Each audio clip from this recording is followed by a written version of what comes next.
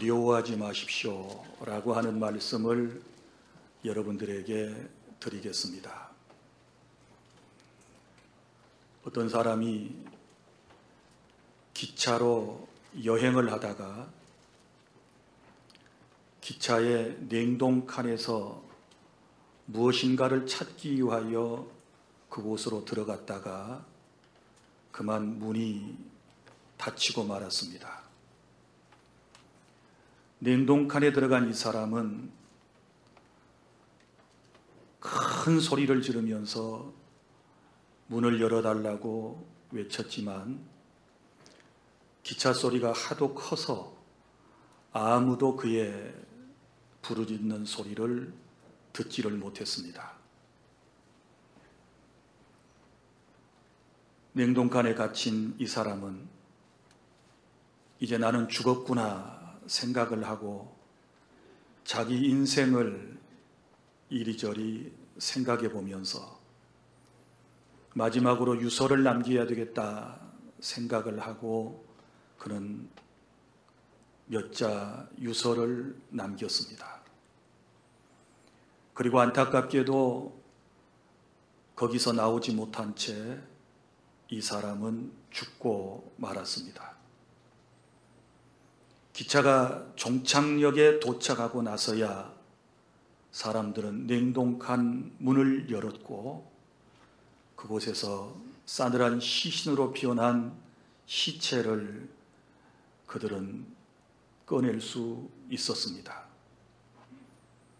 그런데 놀라운 것은 그 기차 냉동칸은 한 달 이상 가동되지도 않은 그런 냉동칸이었고 그리고 그곳의 온도는 사람이 충분히 살 수 있는 그런 온도를 유지하고 있었고 그리고 또한 숨을 쉴 수 있는 그런 충분한 산소도 거기에 있었습니다. 그런데 이 사람이 죽었거든요. 왜 죽었을까요? 얼어 죽었을까요? 산소가 부족해서 질식사를 했나요? 그렇지 않습니다. 이 사람은 그곳에서 두려움 때문에 죽었습니다. 두려운 마음이 엄습해오자 그는 자기 자신을 자포자기하고 그는 죽었구나 라고 생각을 하고 결국은 죽게 된 것입니다. 사람은 누구나 마음속에 두려움을 가지고 살아갑니다. 불안 심리가 누구에게나 다 있는 것입니다. 저에게도 불안한 마음이 있고 여러분들에게도 불안한 마음이 있습니다. 여러분이 잘 아시는 롤만 빈센트 필 박사가 이런 말을 했습니다. 사람에게 있는 모든 질병의 70%는 마음에서부터 비롯된다.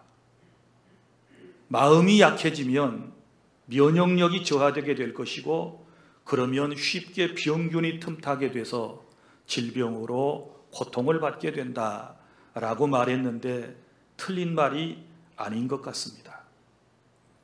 그리고 사람들은 쓸데없는 염려를 하면서 이 세상을 살아가고 있는데 사람들의 염려를 보면 염려의 40%는 이미 지나간 것에 대한 염려이고 그리고 염려의 50%는 오지도 않는 세상에 대한 염려이고 나머지 10%만이 현재 직면한 문제를 염려하며 산다고 말했습니다. 사랑하는 주 안의 성도 여러분, 쓸데없는 염려와 근심과 걱정은 우리 마음을 불안하게 하고 결국은 두려움을 가져다 준다는 사실을 아셔야 할 것입니다. 나폴레온 힐 박사도 현대인에게 있는 7가지 불안 심리에 대하여 이렇게 말한 바가 있습니다. 현대인들은 7가지 불안감을 가지고 살아가는데 그 첫 번째가 가난에 대한 불안감이라고 그랬습니다. 이렇게 잘 먹고 잘 살다가 어느 날 수입이 끊어지게 되면 나는 어떻게 살 것인가? 가난하게 살게 될 것이다 라고 하는 이 걱정과 근심이 사람들에게 있다고 했고, 그리고 두 번째는 실패에 대한 불안감이 사람들의 마음속에는 있다고 했습니다. 내가 시작한 일이 성공할 것인가? 그리고 하고 있는 일들이 아름다운 열매를 맺게 될 것인가? 나는 정말 성공할 수 있을까? 이런저런 근심과 걱정이 실패에 대한 불안감을 가져다 준다고 했습니다. 그리고 세 번째는 질병에 대한 불안 심리를 가지고 인생은 세상을 살아가고 있습니다. 여러분, 제가 알고 있는 여러분들의 경우에는 이런 분들이 있습니다. 우리가 보통 1년에 혹은 2년에 한 번 정도는 정기 검진을 하지 않습니까? 또 해야 됩니다. 그런데 병원에를 잘 안 가려고 하시는 분들이 있어요. 뭘 검사하자 그러면 잘 안 하시는 분들이 있어요. 왜 그런가? 그 내면 세계의 모습을 보면 그건 두려움 때문에 그러는 것이지요. 혹시라도 병원에 가서 안 좋은 검진 결과가 나오지나 아니할까라고 하는 것 때문에 병원도 피하고 검진도 피하여 살다가 오히려 병만 키워서 죽을 환경에 처하게 되면 그때서 병원을 찾는 안타까운 사람들도 있습니다. 사람은 누구나 질고로 고통당하지 않은 사람이 없지요. 그래서 늘 긴장하고 우리의 건강관리를 철저히 하는 것이 아니겠습니까? 또 네 번째에 인간에게 있는 불안 심리는 사랑 상실에 대한 불안 심리가 마음속에 있습니다. 사람은 누구나 사랑받고 싶어하는 욕구가 있는데 그 욕구가 좌절되면서 상실감이 찾아오게 되는데, 예를 들어서 남편이 나를 사랑할까? 아내가 나를 사랑할까? 부모님이 나를 사랑할까? 자식이 나를 끝까지 사랑해 줄 수 있을까? 어느 날 사랑하는 친구가 나를 등 뒤로 하고 돌아서지는 아니할까? 라고 하는 이런 사랑 상실감에 대한 두려움이 인간의 마음속에 누구에게나 있는 것입니다. 그리고 또한 다섯 번째는 노쇠에 대한 불안 심리가 있습니다. 사람이 나이가 들면 늙지 않은 사람이 어디에 있겠습니까? 그런데 늙는 것을 두려워하는 것이지요. 날마다 늘어가는 잔주름을 보면서 깊게 패여가는 자기 자신의 얼굴을 바라보면서 불안감을 느끼게 되는 것이지요. 내가 나이 들고 늙으면 사람들이 나를 떠나갈 것인데, 친구도 해주지 않을 터인데, 이러면서 늙어감에 대하여 불안감을 가지는 그런 경우들이 있습니다. 그리고 여섯 번째는 자유상실에 대한 불안 심리가 사람들의 마음속에 있습니다. 우리가 지금은 자유롭게 경제활동도 하고 사회활동도 하지만 언젠가 내 몸에 이상이 생겼을 때 나는 자유를 속박당하지 아니할까?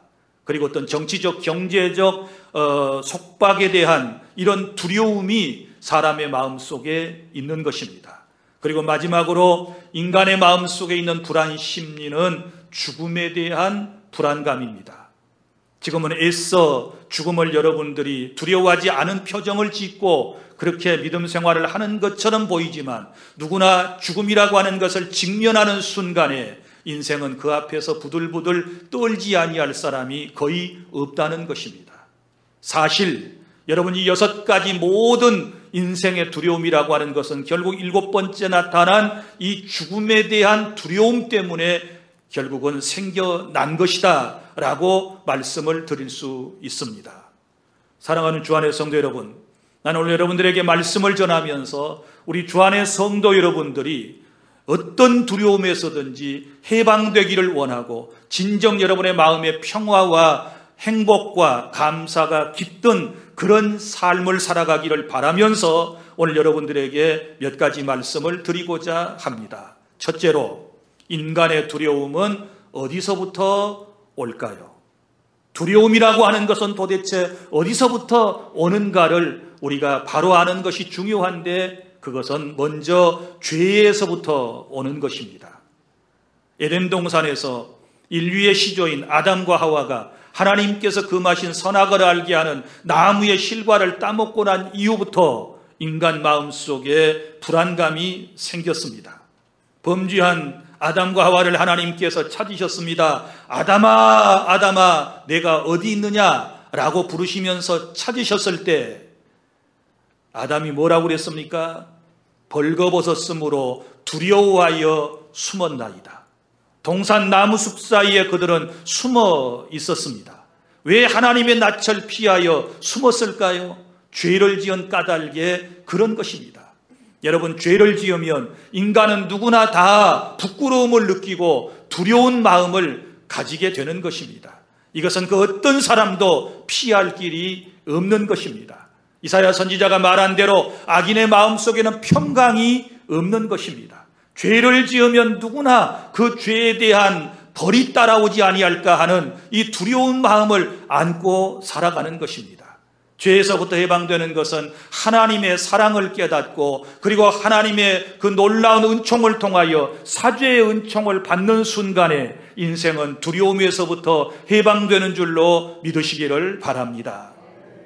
하나님께 용서의 선언을 받기 이전까지 그 어떤 사람도 죄인으로서 결코 마음의 두려움을 이제 이겨낼 사람은 없다는 것을 여러분이 아시기를 바랍니다. 그리고 또한 두려움이라고 하는 것은 어디서부터 올까요?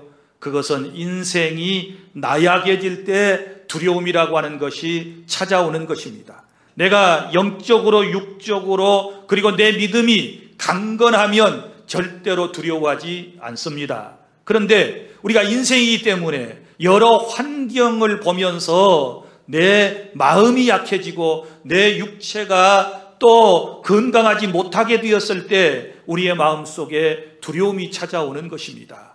여러분, 우리 구약성경 민수기 13장 25절부터 33절에 보면 어떤 내용이 나옵니까? 모세가 이스라엘 백성을 이끌고 약속의 땅 가나안에 가기 전에 먼저 12 정탐꾼을 그곳에 보냈고 그곳에서 40여일 동안 정탐 활동을 하고 와서 국민들 앞에서 보고하는 대회를 갖지 않습니까? 그런데 이 10명의 정탐꾼들이 부정적인 보고를 하면서 그들이 이렇게 말했습니다. 뭐라고 얘기한 줄 아십니까? 우리가 가보았던 그 땅은 정말 기름진 땅이었소. 그곳에 포도송이가 이렇게 큽니다. 그곳에 과일들을 가져왔습니다. 그러나 한 가지 아쉬운 것은 그 땅에 살아가고 있는 사람들은 기골이 장대한 네피림족이기 때문에 우리가 감히 그들을 무너뜨릴 수가 없어. 그들에 비하면 우리는 메뚜기와 같을 뿐이요. 이렇게 말을 하게 되는 것입니다. 자기 자신들의 연약한 모습을 보면서 우리는 메뚜기 떼와 같고 그들은 기골이 장대한 네피림족이라고 말하면서 마음에 두려움을 가지고 두려움을 갖는 그들은 밤새도록 통곡하며 울었다고 성경에 기록되어 있습니다. 이처럼 내 인생이 작은 존재로 보잘것없는 존재로 연약한 존재로 무엇인가 비교되어지고 비춰지게 되었을 때 우리의 마음속에 두려움이 생기는 것입니다.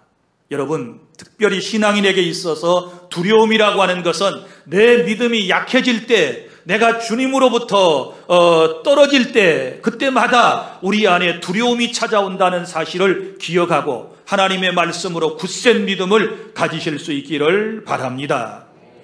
그리고 또 하나는 어찌하여 인생의 마음속에 두려움이 생기는가 하면 미래에 대한 불확실성 때문에 인간의 마음속에 두려움이 있는 것입니다. 아무도 내일 일을 장담할 수가 없습니다. 누가 내일 일을 여러분 정확히 알 수 있겠습니까? 내일 일을 알 수 있는 분은 하나님 한 분뿐이시지 않습니까? 사랑하는 성도 여러분, 우리가 지금 코로나19 이 사태로 인하여 세상이 이렇게 변할런지 이런 상황에 처할런지 누가 알았겠습니까? 아무도 예측하지 못했던 일이 뻥 터져가지고 전 세계가 지금 공포에 휩싸여서 두려워하고 있지 않습니까? 수백만 명이 이 바이러스에 감염되어 있고 수십만 명이 지금 세상을 떠나고 우리도 지금 두려워하며 오늘 또 하루하루를 세상을 살아가고 있지 않습니까?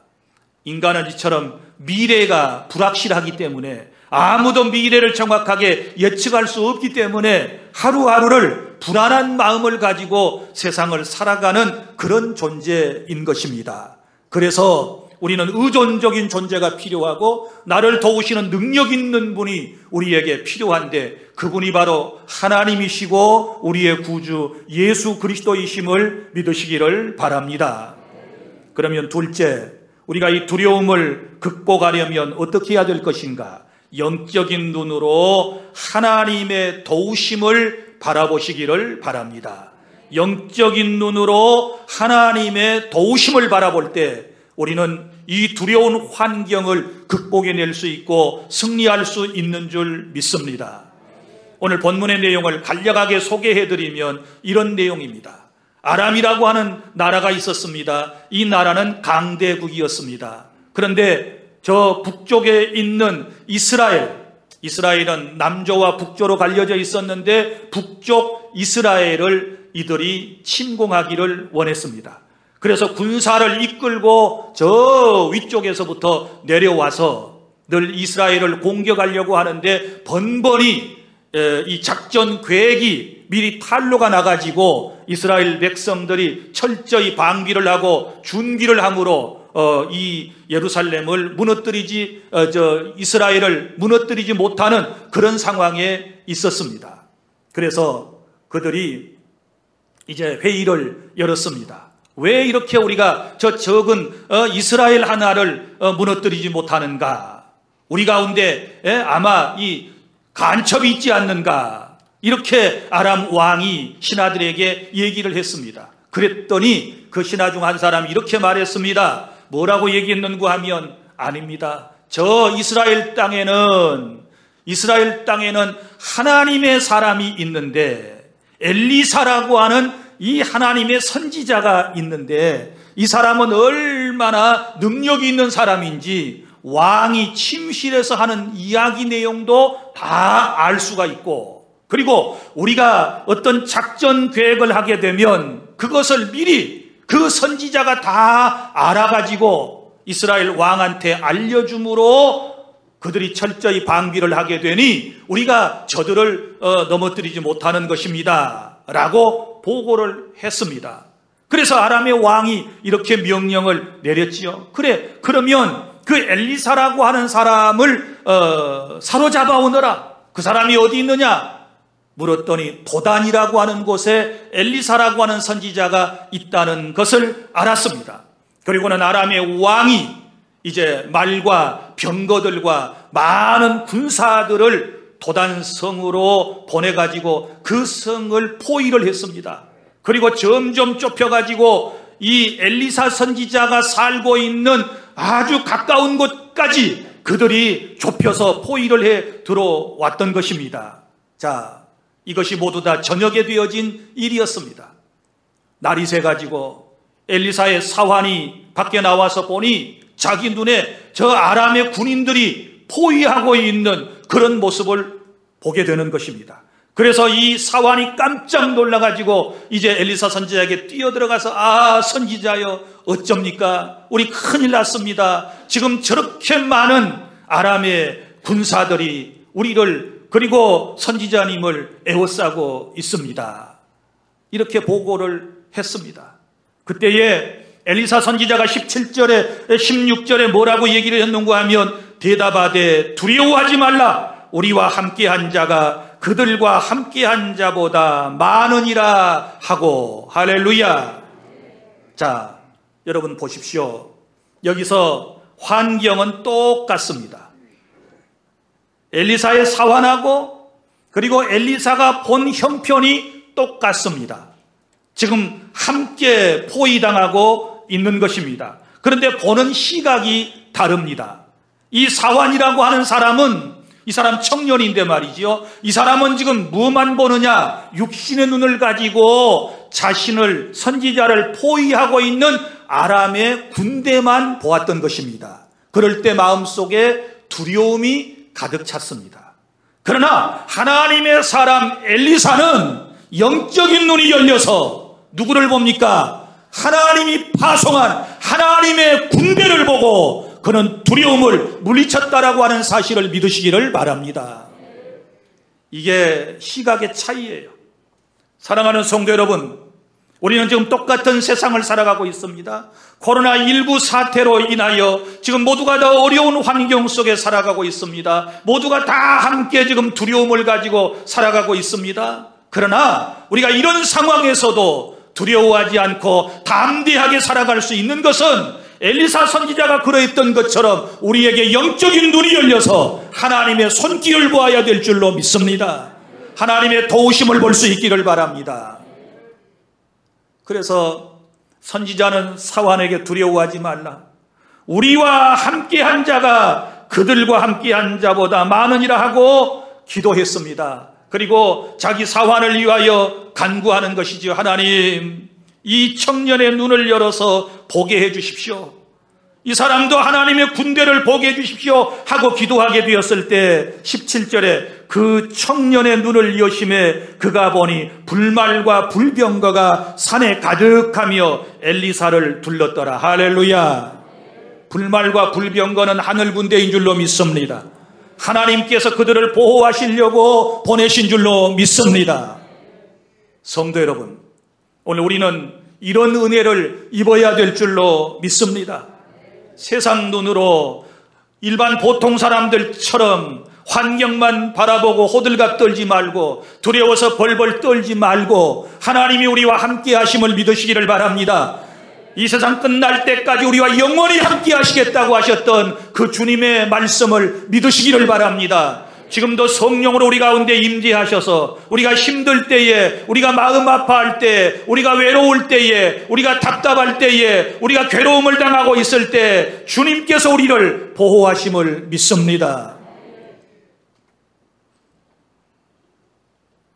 안타까운 것은 하나님을 믿는다고 하면서도 우리가 늘 절박한 이 상황만을 바라보며 자신에게 찾아온 질병만을 생각하며 실패와 가난과 절박한 상황만을 바라보며 낙심하는 사람들, 두려워하는 분들이 있는데 오늘 제발 부탁합니다. 나는 여러분들에게도 영적인 눈이 열리기를 바랍니다. 저에게도 영적인 눈이 확실하게 열리기를 바랍니다.